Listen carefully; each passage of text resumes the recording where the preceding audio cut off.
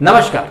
सबसे पहले इस वीडियो की शुरुआत करता हूं जो हमारे 20 जांबाज जो जवान हैं जो कि शहीद हो गए सरहद पर हम लोगों की रक्षा करते हुए। और ये जो जांबाज योद्धा हमारे शहीद हुए हैं, इन्हें गोली नहीं लगी बल्कि इन्हें पत्थरों से, बेसबॉल का जो बैट होता है उसके ऊपर कंटीले तारों से, रॉड से मारा गया। जब ये खबर आई कि हमारे 20 जवान शहीद हुए हैं, मीडिया हाउसेस में और हमारी ओपोजिशन पार्टी कांग्रेस वगैरह में बड़ी हायतौबा मची कि 20 जवान कैसे मारे गए। आंख मूंद करके इस खबर पर यकीन कर लिया गया। लेकिन जब एक खबर और आई कि हमने भी चाइना के 43 चिलगोजों को निपटा दिया है और कुछ एक चाइनीज जो सैनिक हैं उनको बंधक बना लिया गया है, तो सबूत मांगे गए।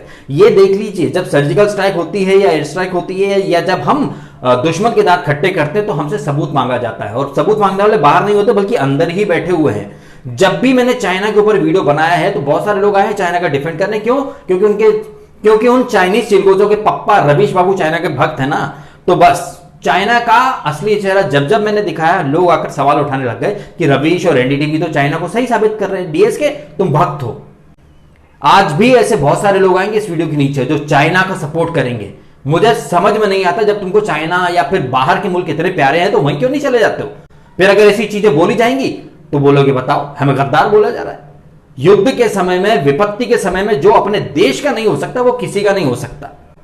अगर हमारे जवान शहीद होते हैं तो इस्तीफा मांगा जाता है, मोदी इस्तीफा दो। लेकिन जब हमारे ही आर्मी इंटेलिजेंस के सोर्सेज बताते हैं कि हमने भी उनके 43 के समथिंग उड़ा दिए हैं, क्योंकि वहां चॉपर्स आ रहे हैं, एम्बुलेंस आ रही हैं, एक दो लोगों की डेड बॉडी उठाने के लिए चॉपर्स नहीं आते हैं। चॉपर्स कब आते हैं? जब ज्यादा होती हैं कैजुअलिटीज। जब तक हमारे मुल्क के अंदर ऐसे जयचंद हैं तब तक हमारे देश का उद्धार नहीं हो सकता। और मुझे समझ नहीं आ रहा है कि सरकार को कब अकल आएगी, कब ये लोग सीखेंगे। हमारे इंडिया का इतिहास उठाकर देख लीजिए। 1192 में तराइन का युद्ध, पृथ्वीराज चौहान माफ कर दिया था मोहम्मद गौरी को, और क्या मिला? 1659 में आ जाते हैं, छत्रपति शिवाजी महाराज की मीटिंग है अफजल खान के साथ। अफजल खान पीठ में छुरा भोंकता है। 1962 में आ जाते हैं, हिंदी चीनी भाई भाई, हिंदी चीनी भाई भाई। इस हिंदी चीनी भाई भाई, हिंदी चीनी भाई भाई के चक्कर में हमारे 4000 सैनिकों ने जान गंवाई थी। उस समय सत्ता में कौन थे? नेहरू जी। और सरकार कौन सी थी? कांग्रेस की। आज वही कांग्रेस देश हित के बजाय चाइना का हित ज्यादा हुआ। एक शब्द नहीं बोला चाइना के अगेंस्ट। भारत में कमी ढूंढी जा रही, मोदी क्या करे, सेना क्या कर रही है। अबे तुम हमारे देश के हो या फिर चाइना के जासूस बन के हो जो पूछना चाहते हो ताकि पब्लिकली दुनिया को पता चल जाए कि हमारी प्रिपरेशन क्या है, हम क्या करना चाहते हैं। ये तो वही बात हो गई, बरखा दत्त 26/11 के हमले के टाइम पर पूरी लाइव फुटेज दे रही थी, आर्मी कमांडो आ गया था कि हफीज वगैरह अलर्ट हो जाएं। कहने का मतलब मेरा साफ, मैंने यहां नाम भी लिए हैं, बरखा वगैरह, कांग्रेस, राहुल, नेहरू, नाम ले रहा हूं, बिंदास नाम लूंगा मैं, क्योंकि अब ऐसे लोग कुकुर मुत्ते की तरह निकल के आएंगे और चाइना को डिफेंड करेंगे। हमने 43 उनके जवान मारे, इसके सबूत मांगे जाएंगे और दलीलें ये भी दी जाएंगी कि चाइना ने तो, अरे चाइना तो कोरोना के केसेस छुपा गया। चाइना हो या पाकिस्तान हो, कैरेक्टर एक जैसा ही होता है इनका। ये कभी अपने अजमल कसाब को कभी पाकिस्तान ने माना कि वो पाकिस्तानी है? कभी हाफिज सईद का माना उन लोगों ने तो ओसामा तक का नहीं माना था कि ओसामा उनके यहाँ पर है। उन लोगों ने तो कभी ओसामा बिन लादेन तक का स्वीकार नहीं किया था, जबकि वो कहां पे मरा था? एबटाबाद में, पाकिस्तान में ही है ना वो। उसी तरह चाइना और हमारे देश का आप भाग्य देखिए, हमारे चारों तरफ आस्तीन के सांप है। अभी चाइना फुफकार रहा है, फिर पाकिस्तान, फिर अभी नेपाल के भी पार निकल आए हैं। नेपाल भी आंखें दिखा रहा है। वो नेपाल जहां भूकंप आया था तो भारत सबसे पहले मदद को पहुंचा था। नेपाल के क्रिकेटर्स भारत में रहकर प्रैक्टिस करते हैं। नेपाल के बहुत सारे लोग इंडिया में आके पढ़ते हैं। मनीषा कोइराला इंडिया में आके हीरोइन बन जाती है और अब इंडिया को एहसान फरामोश बोलती है। सबसे बड़ी एहसान फरामोश तो मनीषा कोइराला है। अब बचा कौन है? बांग्लादेश और नीचे श्रीलंका, वो भी आ जाए। श्रीलंका से लिखते तो प्रभाकरण के लोग तो आते ही रहते थे। हमारा देश चारों तरफ दुश्मनों से घिरा है, लेकिन हमारे देश की सरकार, हमारे देश के लोग इतिहास से सबक नहीं सीख रहे हैं। इतिहास से सबक सीखने की बहुत आवश्यकता है। हम कब तक दुश्मनों को माफ करते रहेंगे? हम कब तक, जब तक वो हमला नहीं करेंगे तब तक हम नहीं करेंगे। ये पॉलिसी बदलनी पड़ेगी। हमने बहुत देख लिया दुश्मनों को माफ करके। पृथ्वीराज चौहान ने माफ किया, क्या मिला? धोखा। छत्रपति शिवाजी महाराज को क्या मिला? धोखा। 1962 में हमको क्या मिला? धोखा। 1999 में क्या मिला हमें? कारगिल। अटल जी गए थे बस लेकर दोस्ती का शुरुआत करने, दोस्ती की शुरुआत करने, हमें क्या मिला? कारगिल। तो इतिहास से सीखने की बहुत ज्यादा जरूरत है। हमारे जवानों की जान क्या इतनी सस्ती है क्या? ये जो हमारे जवानों की शहादत होती है, आप बोलते तो हो कि हम व्यर्थ नहीं जाने देंगे, लेकिन अपनी पॉलिसी में बदलाव कब करोगे आप चाइना जैसे चिलगोजे पर भरोसा कैसे कर सकते हो कि वो मीटिंग के लिए बुला रहे हैं और आप चले गए? चाइना पर भरोसा मतलब करने जैसा ही नहीं है। हमारे जो पड़ोसी हैं कोई भी भरोसेमंद नहीं है। डंके की चोट पर बोल रहा हूं मैं, मेरे फॉलोअर्स हैं, मेरे सब्सक्राइबर्स हैं उन कंट्रीज में, लेकिन मैं तो भाई बोलूंगा, क्योंकि मैं नहीं बोलूंगा तो कौन बोलेगा। हमें उम्मीद नहीं थी कि नेपाल भी कभी ऐसा करेगा, लेकिन नेपाल भी ऐसा कर रहा है चाइना की बातों में आकर। एहसान फरामोशी मतलब बाहर की कंट्रीज के लोग आकर यहां रहते हैं, यहां आकर हीरो हीरोइन बन जाते हैं, लेकिन भारत को ही गलत बोलते हैं। So I think it's high time कि हमारे इतिहास की गलतियों से सबक सीखे, और ये जो 4 सी हैं, C for Congress, C for China, C for corona and C for चूतियास, जो भारत में है, जयचंद जो भारत में है, सबसे पहले इनका पत्ता काटो, इनको भेजो सालों को, जो दूसरे मुल्कों के गाने गा रहे हैं उनको वहां भेजो, जो पाकिस्तान की पैरवी करते हैं पाकिस्तान भेजो, जो चाइना की पैरवी कर रहे रवीश, एनडीटीवी, प्रणय राव, ये सब विनोद दुआ, फोनोद दुआ, भेजो सालों को चाइना में। जो इस देश का नहीं हो सकता उससे इस देश में रहने की कोई आवश्यकता नहीं है। साले खाओगे यहां पे लेकिन बजाओगे वहां की।